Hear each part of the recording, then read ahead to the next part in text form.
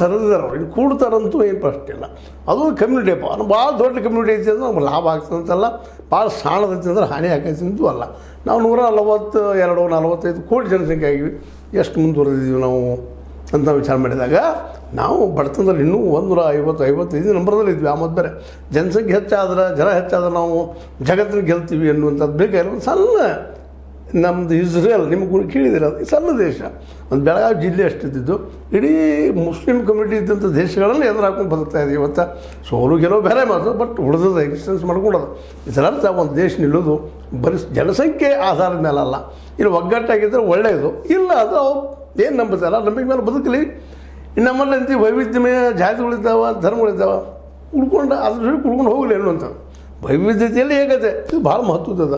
ಇಂಥ ಸಂದರ್ಭದಲ್ಲಿ ಒಂದಿಷ್ಟು ಈ ವೀರ ಸಾಹೇಬ ಹಿಂದೂ ಲಿಂಗಾಯತ ಕಾಡು ಜೋರಾಗೆ ನಮ್ಮ ಕನೇರಿ ಮಠ ನಿಮ್ಗೆ ಗೊತ್ತದ ಕಾಡು ಸಿದ್ದೇಶ್ವರ ಸ್ವಾಮೀಜಿಯವರು ಕನೇರಿ ಮಠ ಸಿದ್ಧಗಿರಿ ಮಹಾಸಂಸ್ಥಾನ ಕನೇರಿ ಮಠ ಇವರಿದ್ದಂಥವ್ರು ಒಂದಿಷ್ಟು ಆಡಳಿತ ಏನೋ ಸ್ವಲ್ಪ ಆವೇಶಭರಿತರಾಗಿ ಸಾಂಗ್ಲಿ ಜಿಲ್ಲೆಯ ಜತ್ ತಾಲೂಕಿನ ಬಿಳೂರು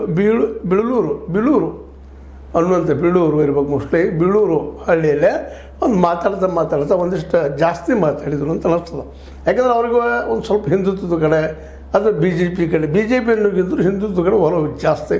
ಅದರಲ್ಲೂ ಬಸವಣ್ಣವರು ಸಮಾಜ ಸುಧಾರಕಪ್ಪ, ಅವರು ಅಂಥದ್ದಲ್ಲ, ಅವ್ರನ್ನ ಸಮಾಜ ಸುಧಾರಕರ ಸ್ವೀಕಾರ ಮಾಡ್ತೀವಿ ಅನ್ನೋಂಥದ್ದು ವಿಶೇಷ ಪಂಚಪೀಠಗಳ ಮೇಲೆ ಅವ್ರು ವಿಶ್ವಾಸ ಇರ್ತಿದ್ದು. ಇರಲಿ ಅವ್ರ ವಿಶ್ವಾಸ ಅವ್ರ ಜೊತೆಗೆ, ನಂಬಿಕೆ ಅವ್ರ ಜೊತೆಗೆ. ಆದರೆ ಇಲ್ಲಿ ಬಸವಣ್ಣನ ನಂಬ್ಕೊಂಡು ಹೋಗ್ತಿರುವಂಥವ್ರು, ಬಸವಣ್ಣ ದೇವ್ರನ್ನ ತಿಳ್ಕೊಂಡಂಥವ್ರು, ಅವ್ರ ಬಗ್ಗೆನೂ ಸ್ವಲ್ಪ ನಾವು ಮಾತಾಡೋ ಮುಂದೆ ಭಾಳ ಒಂದು ಎಚ್ಚರಿಕೆಯಿಂದ ಮಾತಾಡ್ಬೇಕಾಗ್ತದೆ. ಮತ್ತು ಇಲ್ಲ ಎಲ್ಲ ಧರ್ಮ ಜಾತಿಗಳು ಏನು ಬೇರೆ ಇಲ್ಲ ಜಾತಿ ಪ್ರಾಕ್ಟೀಸ್ ನಮ್ಮಲ್ಲಿ ವೀರಶೈವರಲ್ಲೂ ಅದ, ಲಿಂಗಾಯತರಲ್ಲೂ ಅದ, ಅದೇ ಕಾಲಕ್ಕೆ ಹಿಂದೂಗಳಲ್ಲೂ ಅದ. ಜಾತಿ ಪ್ರಾಕ್ಟೀಸ್ ಎಲ್ಲಿಲ್ಲ. ಒಂದು ಇಲ್ಲದ ಒಂದು ಯಾವುದೋ ಉದಾಹರಣೆ ತೋರಿಸ್ತಾರೆ ನಮ್ಮ ಧರ್ಮದಲ್ಲ, ಎಲ್ಲ ಕಡೆ ಅದ ಹಿಂದೂ ಧರ್ಮದಲ್ಲ. ಯಾಕಂದ್ರೆ ಇಲ್ಲಿ ಚಾರ್ವಾಕರಿದ್ದಾರೆ, ವಿಚಾರವಾದಿಗಳಿದ್ದಾರೆ, ದೇವ್ರು ನಂಬುವಂಥವ್ರು ಇದ್ದಾರೆ, ಸಂಪ್ರದಾಯವಾದಿಗಳಿದ್ದಾರೆ, ಅಜ್ಞಾನಿಗಳಿದ್ದಾರೆ, ಅವ್ರ ನಂಬಿಕೆಗಳು ಅದನ್ನೆಲ್ಲ ಚಿತ್ತಬೇಕಾದ್ರೆ ಎಲ್ಲರೂ ಶಿಕ್ಷಣ ಸಿಗಬೇಕು. ಎಲ್ಲರಿಗೂ ಶಿಕ್ಷಣ ಕೊಡಿಸುವಂಥ ಶಕ್ತಿ ನಮ್ಮ ಸರ್ಕಾರ ಯಾವ ಸರ್ಕಾರಗಳಿಗೂ ಇಲ್ಲ.